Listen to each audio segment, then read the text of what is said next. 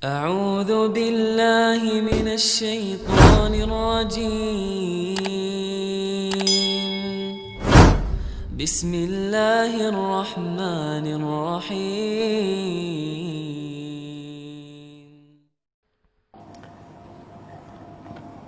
Saya mengamalkan sunnah. Saya sering dilabel pelik, ganjil, asing, wahabi. Bagaimana hendak melazimi sunnah saat berhadapan dengan situasi, dalam situasi dilabel seperti itu. Subhanallah jamaah. Yang pertama kali ngajarkan sunnah sama kita siapa? Nabi kita Muhammad SAW. Nabi dilabel apa sama orang-orang kafir? Majnun. Ya ayyuhalladzi nuzzila alaihi dzikru innaka la majnun. Wahai yang diturunkan Al-Quran kepadanya, sesungguhnya engkau itu gila. Nabi dibilang gila. Gila kita cuma dibilang ganjil, asing. Subhanallah. Gak sampai dibilang gila kan? Alhamdulillah. Maka kita harus mencontoh pada mereka. Nabi dibilang sahir, kahin, dibilang penyihir, dibilang dukun, dibilang syair, penyair. Subhanallah. Dibilang macam-macam, dilabel macam-macam. Tapi beliau tetap tegar. Dulu Nabi itu sendirian. Anak ingat ketika itu di Madinah bersama kawan-kawan naik taksi. Taksi gelap, bukan taksi yang pakai argo ya. Supirnya itu orang tua sudah, dengan jenggotnya. Dia tanya sama kita, gimana dakwah di Indonesia? Kata dia, ya untuk mengajarkan sunnah itu kita banyak tantangan ya, karena orang-orang masih awam, masih nggak ngerti sama sunnah. Kata dia, berat medan dakwah kita. Apa kata orang supir taksi, driver? Dia mengatakan, subhanallah, dulu Nabi Muhammad SAW itu sendirian di Mekah, sendirian. Tapi karena dia ikhlas lillahi ta'ala, Allah bantu. Kalau kau ikhlas, insya Allah Allah akan jaga kau. Subhanallah. Tuh nasihat dari siapa? Dari driver. Ya kalau driver taksi semuanya ngaji kan, masya Allah jemaah. Subhanallah ya. Ya kita doakan. Kita tahu sekarang bahwasanya umat Islam ketika ingin menjalankan syariat atau ajaran-ajaran dari baginda Nabi SAW, ada yang merasa bahwasanya dia benar-benar berada dalam keterasingan. Contoh misalnya kita berada di tengah-tengah masyarakat kita, ingin menjalankan ajaran-ajaran penting saja, seperti ingin merutinkan untuk berjamaah di masjid, seperti seorang wanita ingin mengenakan jilbab, seperti seorang pria yang ingin mengikuti sunnah Nabi SAW, memelihara jenggotnya misalnya, sampai pada bentuk akhlak yang mulia, memiliki sifat jujur. Ini akan terasa asing di tengah masyarakat kita yang ada. Benarlah memang kata Nabi SAW, ada hadis dari sahabat Abu Hurairah diriwayatkan oleh Imam Muslim. Baginda Nabi SAW itu bersabda, "Bada al-Islamu ghariban." Islam itu ketika datang dahulu itu dalam keadaan yang gharib, dalam keadaan yang asing. Wa sayaudu kama bada'a ghariban, dan akan kembali lagi dalam keadaan yang asing. Fatuba lil ghuraba. Kata Nabi SAW, maka beruntunglah mereka yang berada dalam keterasingan. Maka beruntunglah orang-orang yang berada dalam keterasingan. Jadi kata Nabi SAW dalam hadis ini, Islam awalnya dulu mulai dalam keadaan yang asing. Asing di tengah masyarakat yang ada dahulu ketika Nabi SAW membawa ajaran ini. Lalu akan kembali lagi di zaman kita ini dalam keadaan keterasingan. Maka kata Nabi SAW, beruntunglah orang-orang yang hidup di tengah-tengah keterasingan. Ma'asyiral muslimin rahimani wa rahimakumullah. Di antara pemahaman dari hadis ini dikatakan oleh Al-Qadi Iyad. Al-Qadi Iyad itu mengatakan annal islama bada'a fi ahadin minan nas wa qillatin. Bahwasanya Islam itu awalnya mulai dari segelintir orang saja, dari jumlah yang sedikit. Tsumma intashara wa zahara. Lalu Islam itu tersebar, akhirnya semakin meluas. Tsumma sayalhaquhun naqsu wal ikhlal. Lama-lama Islam itu kembali lagi dalam keadaan surut. Hatta la yabqa illa fi ahadin wa qillatin aidan kama bada'a. Kata Al-Qadhi Iyad, lantas nanti Islam itu akan kembali lagi seperti asing lagi seperti dulu. Ya, kalau di sekarang ini jumlah umatnya itu yang banyak, namun ajarannya itu yang dikenal asing. Sama seperti awalnya Islam itu datang. Dikatakan oleh para ulama, yang dimaksud di sini akan kembali dalam keadaan yang asing, wasayaudu ghariban, maksudnya adalah biqillatin ma yaqumu bih, yaitu orang yang jalankan ajaran-ajaran Islam, menjalankan kewajiban-kewajiban saja sudah semakin sedikit. Wa yu'inu alaihi, yang mau menolong agama Islam ini juga semakin sedikit. Wa in kana ahluhu katsiran, walaupun jumlah pemeluk Islam itu begitu banyak.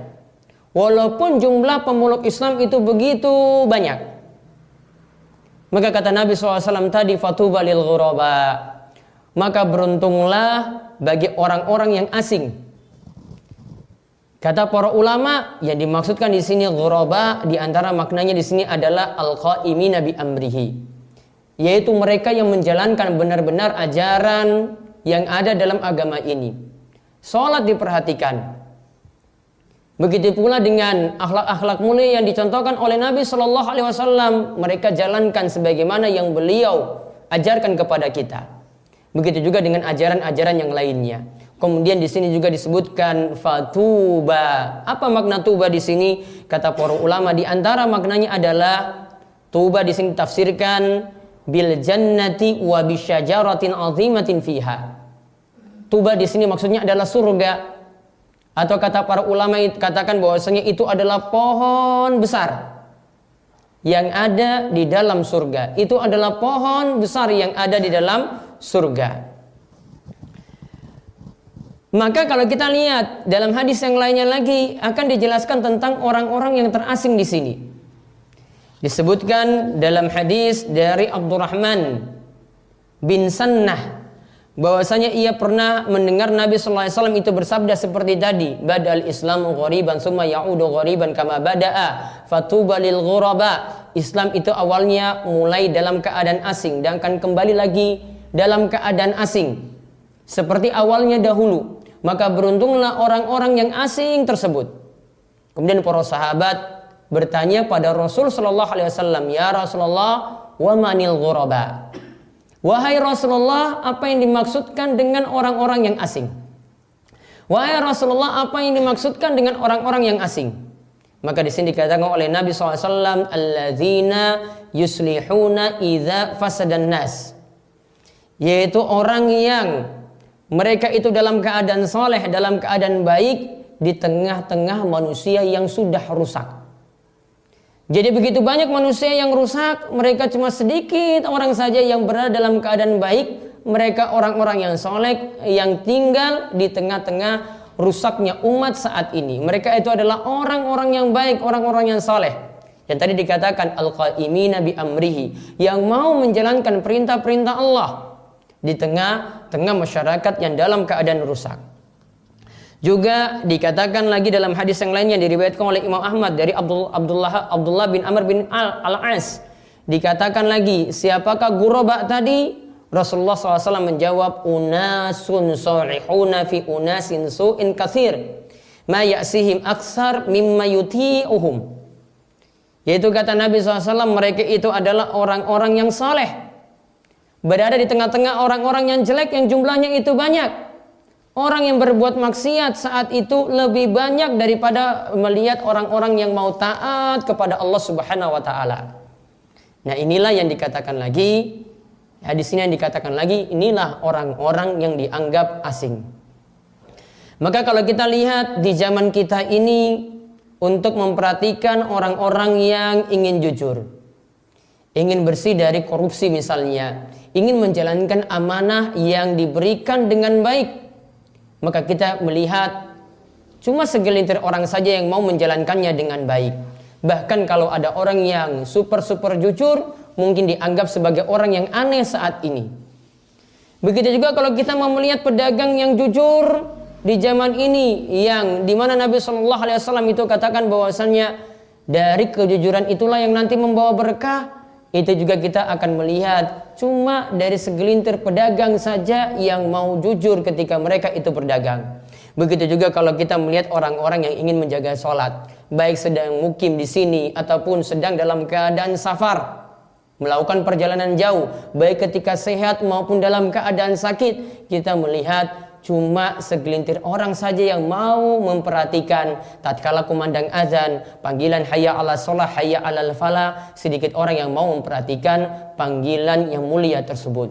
Berarti berada di tengah-tengah keterasingan orang-orang yang mau menjalankan sholat. Sama halnya dengan orang yang ingin konsekuen dengan mengikuti ajaran baginda Nabi.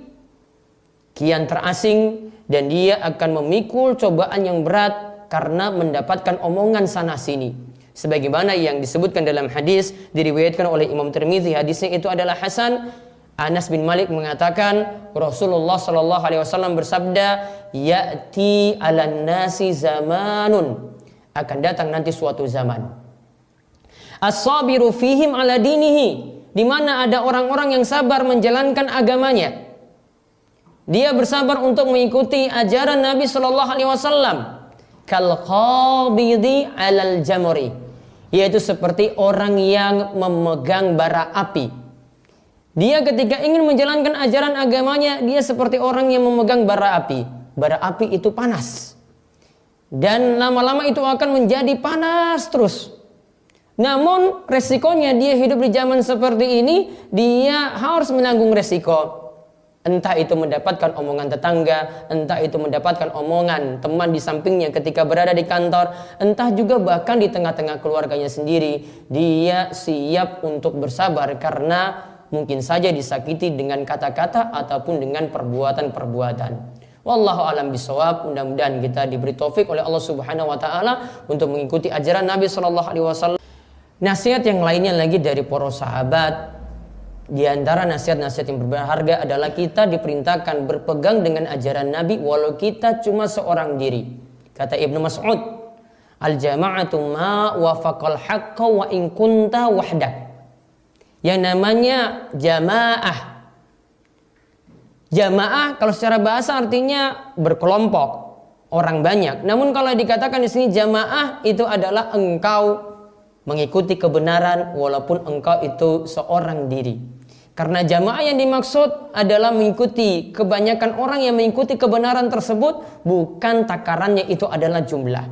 Maka ikutilah kebenaran walaupun engkau itu seorang diri. Begitu juga kata para salaf, alaika bitariqil haq, hendaklah mengikuti jalan kebenaran, wala tastahwishu likillati salikin, walaupun ketika itu engkau berkecil hati. Janganlah berkecil hati dengan pengikut yang sedikit. Wa iyyaka wa tariqal batil, hati-hati dengan jalan-jalan kesesatan. Wala taktaru bi kasratil halikin, dan janganlah tertipu dengan jumlah yang banyak di mana mereka itu adalah orang-orang yang nantinya akan binasa. Maka kita punya tugas untuk mengikuti ajaran Nabi SAW, dan kita punya tugas untuk mengikuti kebenaran, dan juga kita berusaha untuk istiqomah dan mati ya dengan berpegang teguh dengan kebenaran tersebut, mati dalam keadaan muslim dan mati dalam keadaan mengikuti sunnah Nabi kita Muhammad sallallahu alaihi wasallam.